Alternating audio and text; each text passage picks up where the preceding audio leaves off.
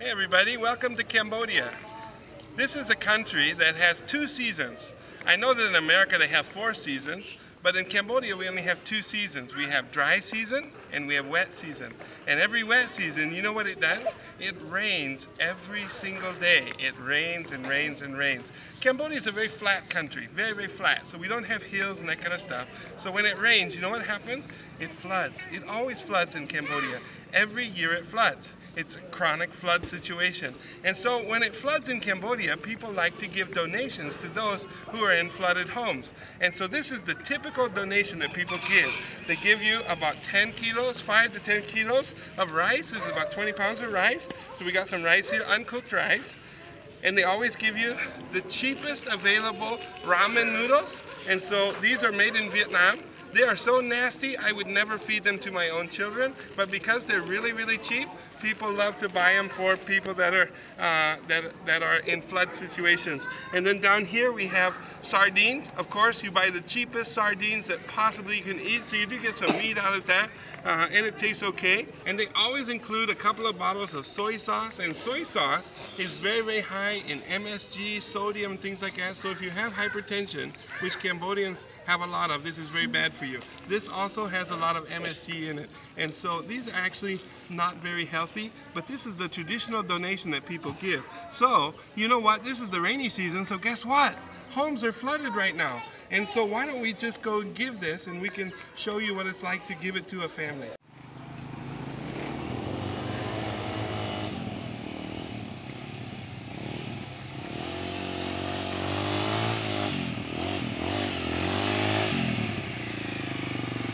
Hey everyone, we're here to save the day.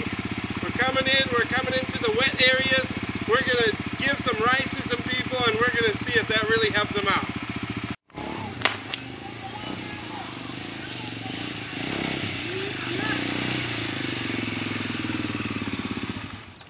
Here we are. We're going to make a cold call on this family right here.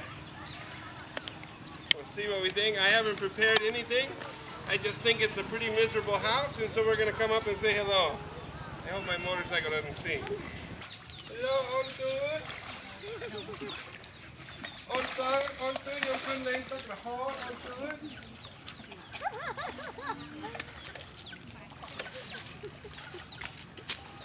So I never met the family before. I see 4 little kids. There's a grandmother smoking. There's a mommy inside. Hello.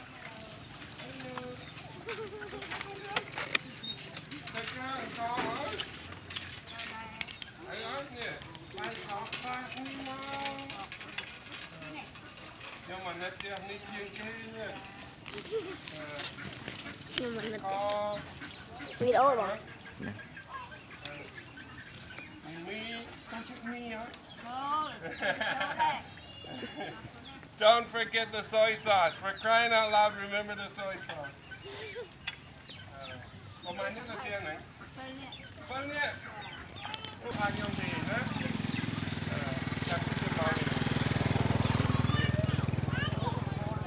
So you see, every day I watch these kids walking in and out of their house. There's 7 people that live in that house. That house is made out of bamboo, and it's made out of black plastic liners from containers that are brought into this area. These jugs here are their drinking water. You see the roof? This is pretty pathetic. So I just gave them about 10 kilos of rice, about 20 pounds of rice. I gave them soy sauce, I gave them sardines, and I gave them noodles. I think I spent a total of $5 on them right now. I just spent $5 to give them a gift.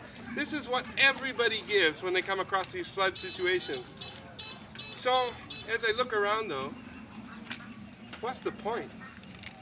What's the point? I mean, why give them some soy sauce? Why give them some rice? They actually have rice in their house. Their father's out working. He has a job, and he sends money back here.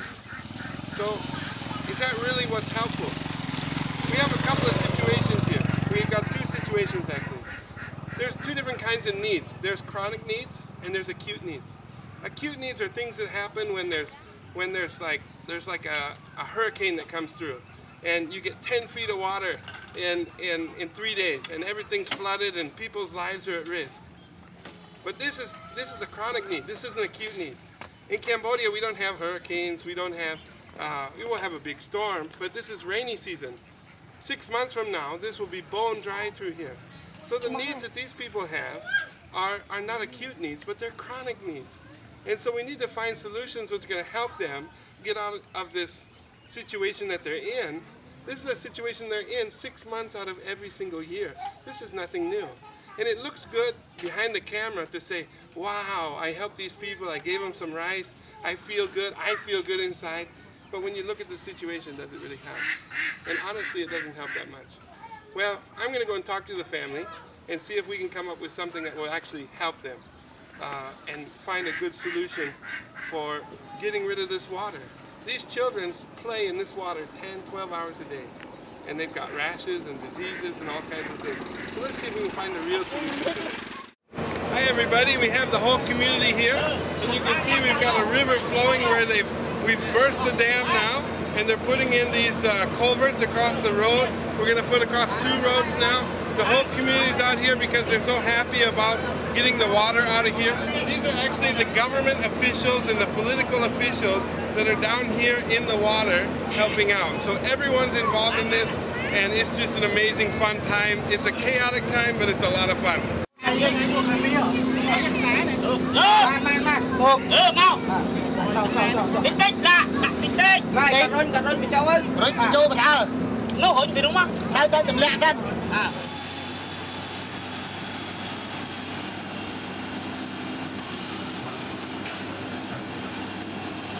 Hey everybody, you can see we've got a flood situation here.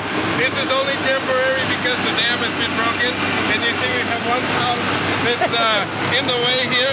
But don't worry, we're helping hundreds of people. We're going to help them too, so we're going to move their house to the other side of the road and get them out of the flood. No problem, we'll fix it. Hey. They're going to turn it around? Yeah, I think so. Well, we did it.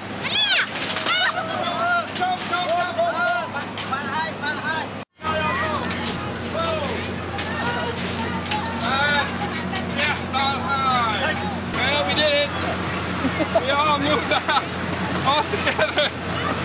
This is a wall, by the way. It's not too heavy, but it is a house. This is the last day of our work here.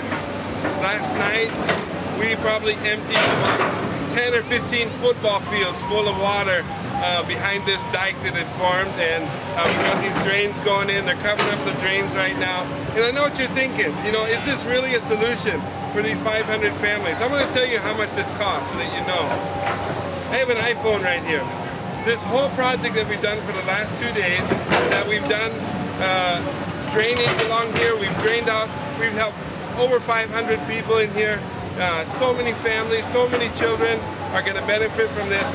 The whole thing costs about the price of one iPhone. That's how much it costs to do this. And we're able to help so many people.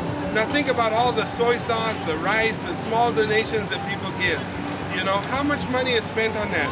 Tens and tens of thousands of dollars, and there's no solution. So this is a solution, and it costs the price of one iPhone. Well, here you see the water's gone. We asked the people here, what would you prefer? Some rice and soy sauce and some noodles and some fish, or would you rather have the water gone? They said, we're so grateful to have the water gone because now the problem is gone. And so many people who spend thousands and thousands of dollars to give donations, to give this kind of thing when they see the pitiful situation. But let's fix the problem. And so what we've done is spend just a little bit of money, not even the price of one iPhone, and now we've actually fixed the problem. The whole community was involved, the government leaders were involved, all these peoples were involved, and it's been a very successful time. A little bit of money, we helped hundreds and hundreds of people. Sure, they're still poor, but they're not in the water anymore. This little boy was naked the other day, hadn't worn clothes in a long time because he's just in the water all the time. Now he's doing great. So it's a big thing. Even this house next door here, 10 days ago, all that water was flooded and everything. She had a baby in that house when the water was only just inches away from her where she had the baby. And now she's doing well. The house is dry.